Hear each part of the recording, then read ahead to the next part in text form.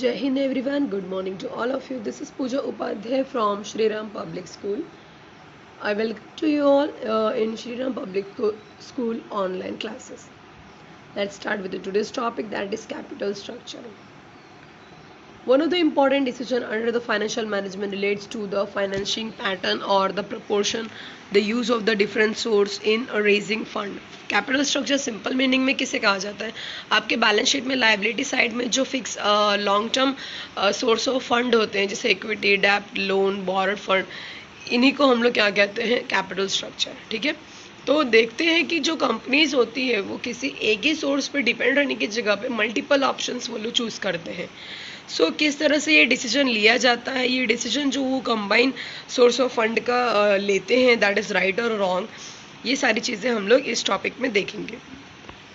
ठीक है. One of the important decision under the financial management relates to the financing pattern or the proportion of the use of different source in raising the fund. On the basis of the ownership, the source of the business finance can be broadly classified into two categories, by owner fund and the borrowed fund. Company के जो भी funds होते हैं उसको हमने क्या किया है, दो पार्ट में डिवाइड किया है. पहला वाला है owner fund and the second one is your borrowed fund. Owner fund यानी कि the fund which is contributed by the owner of the company like the shareholder, and the borrowed fund यानी कि those fund which is contributed by the outsider or we can say the creditor of the company. Clear?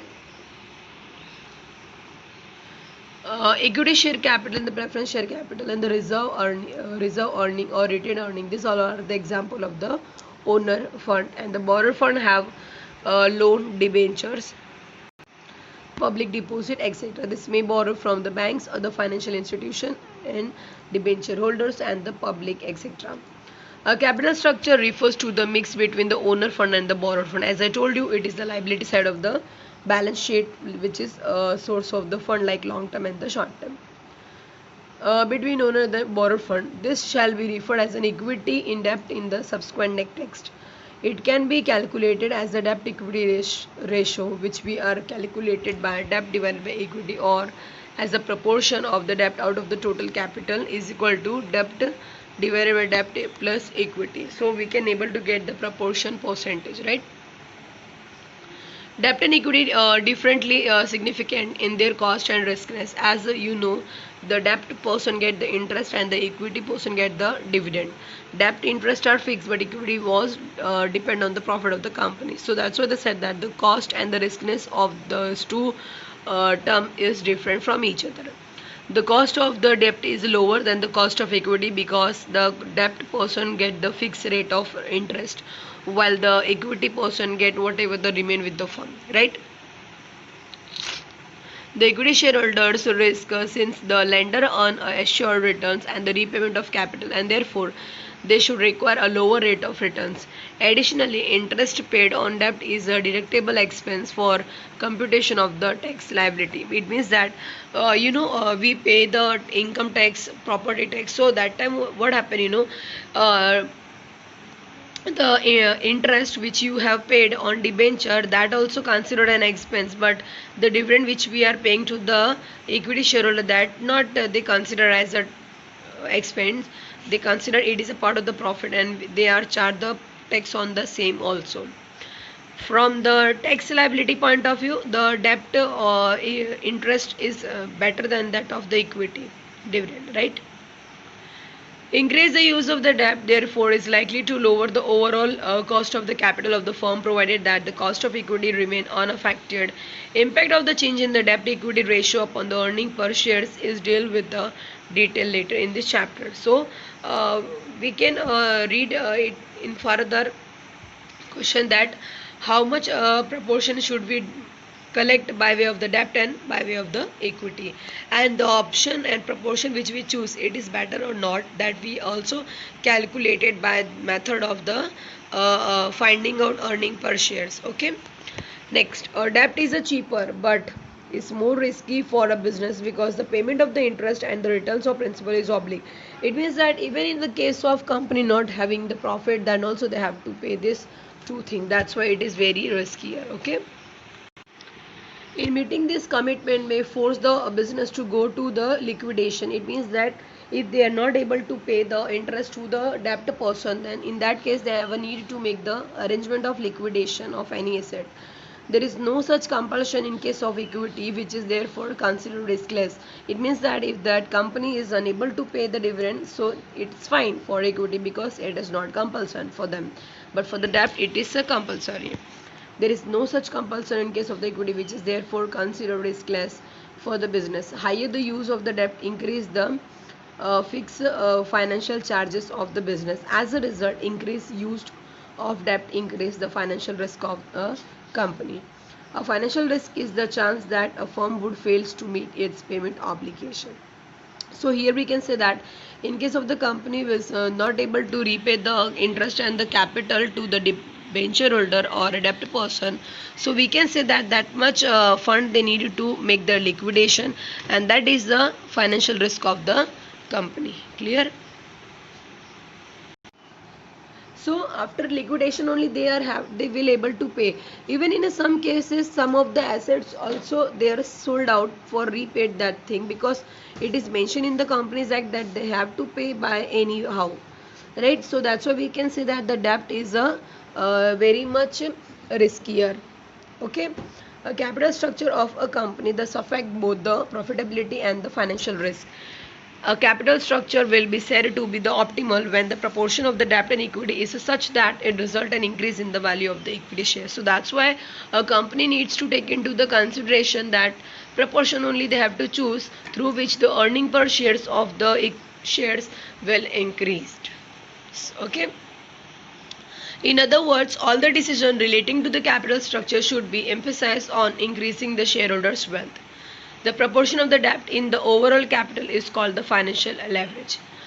In short, the financial leverage means what, student?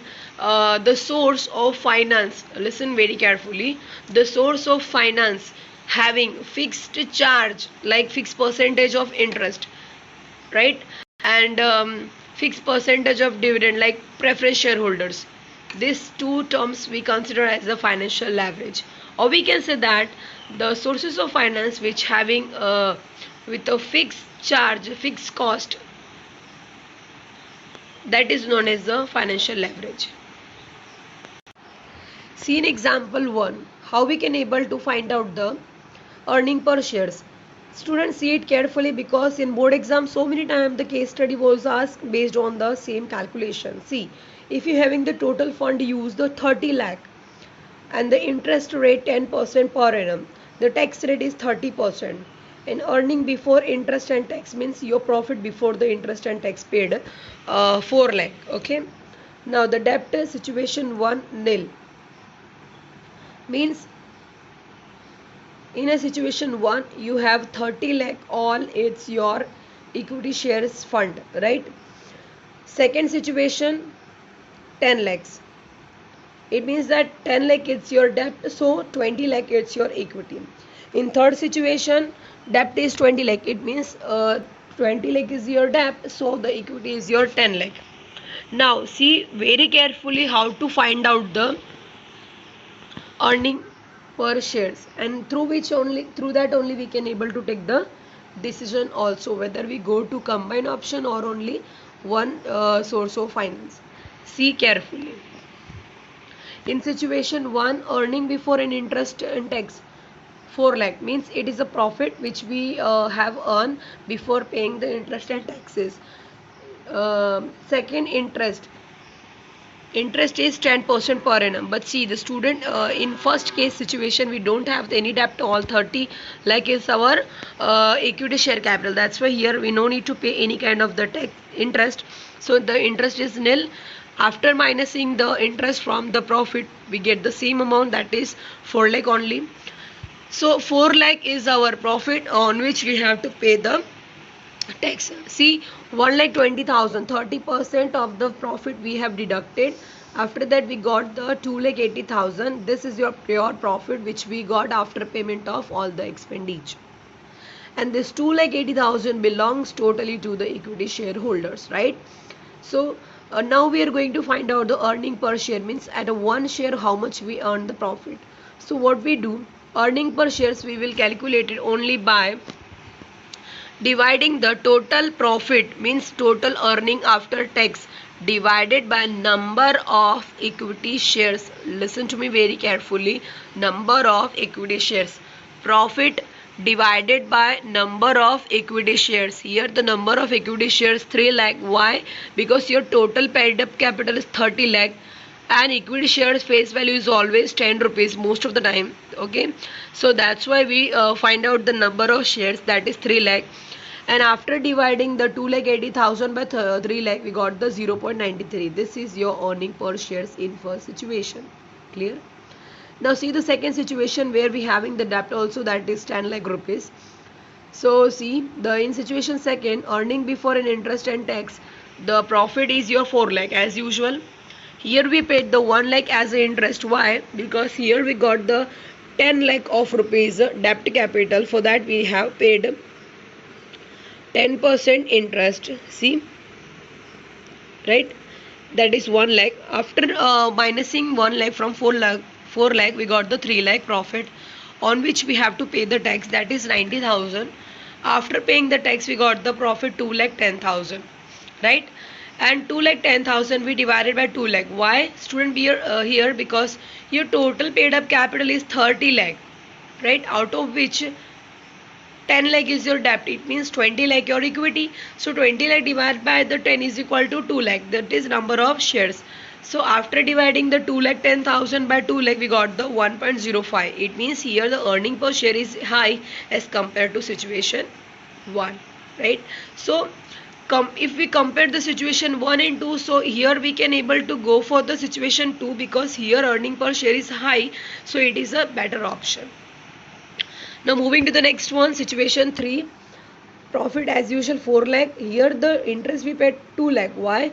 Because out of 30 lakh paid up capital, we took the 20 lakh paid up capital out of the debt fund. That's why we paid the 10% interest, that is 2 lakh. Okay. After minusing the interest from the profit, we got the actual profit 2 lakh.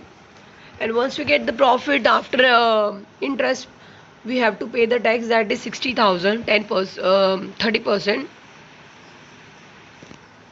When we minus the tax, we got the profit 1,40,000.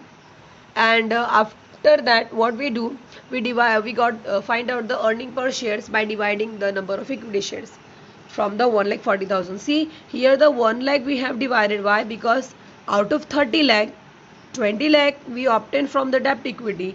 So it means the remaining 10 lakh only from equity share capital. So if it is rupees 10 rupees 1 share, so it means that 1 lakh only share capital.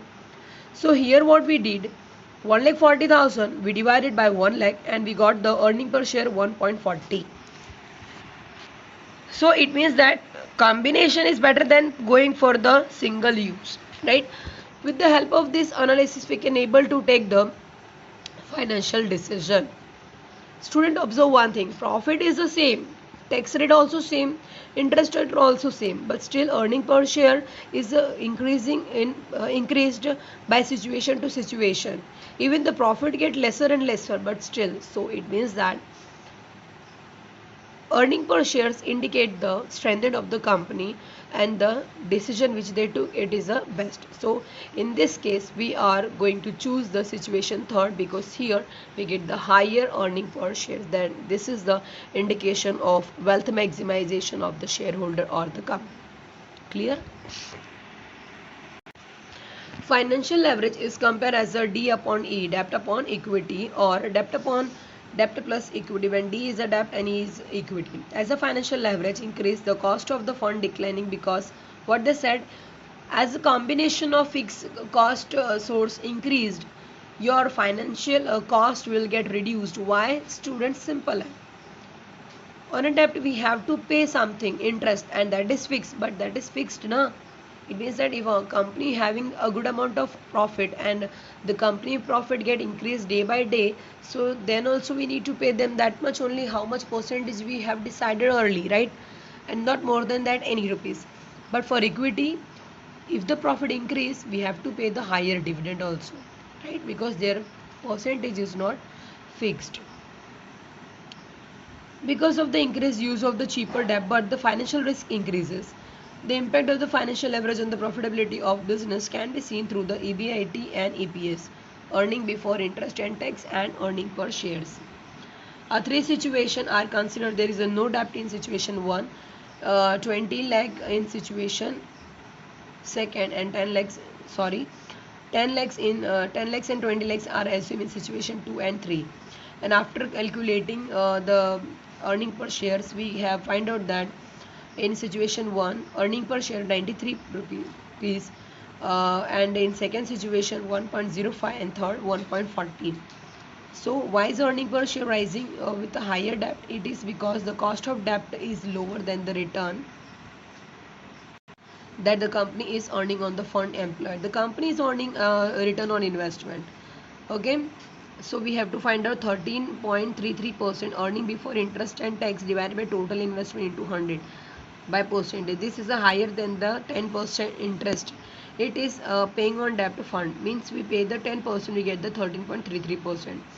With the higher use of the debt, this difference between the rate of return on investment and the cost of the debt increased the earning per share. This is the situation of favorable financial leverage.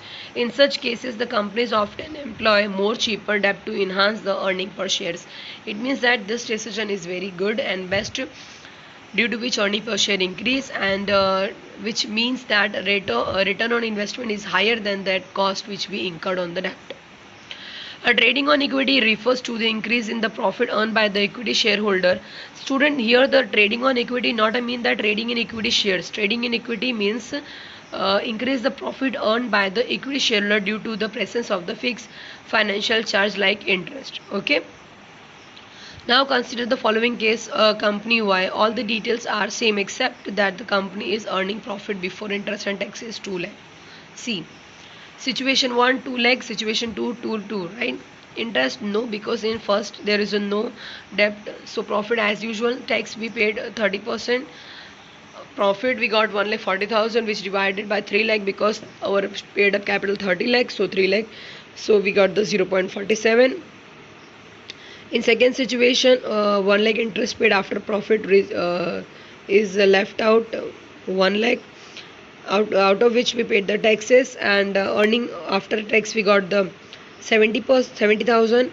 Then again earning per share 35 paise. In situation third, 2 lakh profit, interest paid full 2 lakh, because debt is high, there is no equity, sorry, debt is high and equity is less, so earning after tax finished, so we can't able to pay the tax also, and your number of share 1 lakh, but they not earn anything, because whatever the profit we earn, that is nullified.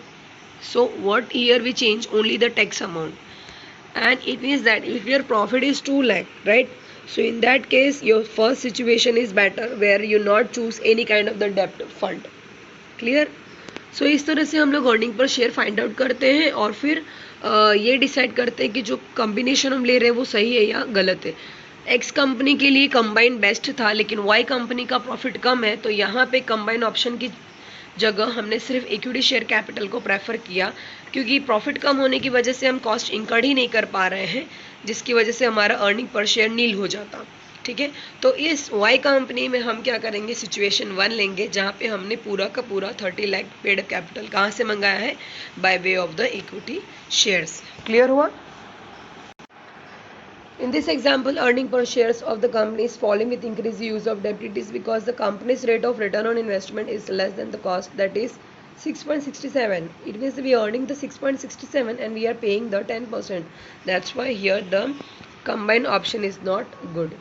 Even in case of the company X, reckless use of the trading on equity is not recommended. An increase in debt may enhance the earning per share, but as I pointed out earlier, that it is also raises the financial risk.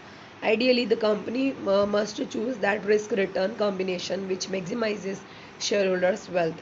Means the company has to choose combined or a single. It is totally depend on the earning per shares. The way which you are choose as a source of finance, if due to that earning per shares increase, then go for it. It's better for the company.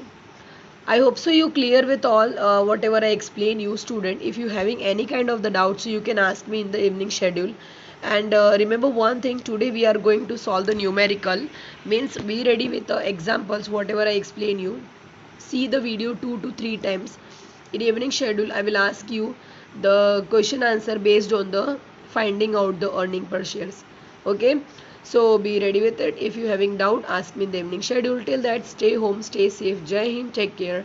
One more thing, if you understood my lecture, so please like, share, subscribe and comment on my YouTube channel. Thank you. Jai Hind.